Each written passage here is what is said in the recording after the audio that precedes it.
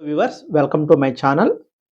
మరొక వీడియోతో నేను మీ ముందుకు వచ్చానండి. అదేంటంటే నైతిక విలువలు, మానవత్వం అనేది ప్రతి మనిషికి కూడాని చాలా అవసరం ఉన్న విషయాలండి.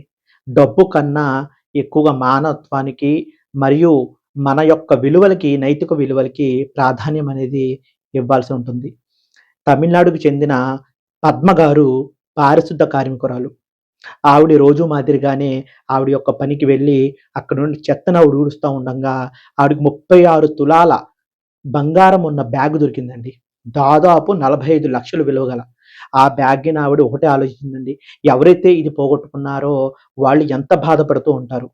ఆ బాధను వాళ్ళు తట్టుకోగలరా?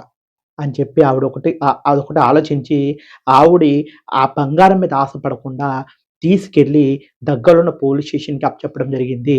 పోలీస్ వారు ఎవరైతే ఈ బంగారాన్ని పోగొట్టుకున్నారో దర్యాప్తు చేసి తరువాత వాళ్ళకి అప్పచెప్పడం జరిగింది. నిజంగా మానవతా విలువలు కలిగిన వ్యక్తి కాబట్టి పద్మ గారు ఇంత మంచి పని చేయడం కూడా జరిగిందండి. తమిళనాడు సీఎం ఎన్‌కే స్టాలిన్ గారు కూడా పిలిచి పద్మ గారిని సత్కరించడం జరిగిందండి. నిజంగా కూడాని ఇలాంటి మానవతా విలువలు గల వ్యక్తులు మన దేశంలో ఉండడం అనేది మన దేశానికే గర్వకారణం అండి. పద్మ గారికి హేట్స్ ఆఫ్ టు పద్మ గారండి.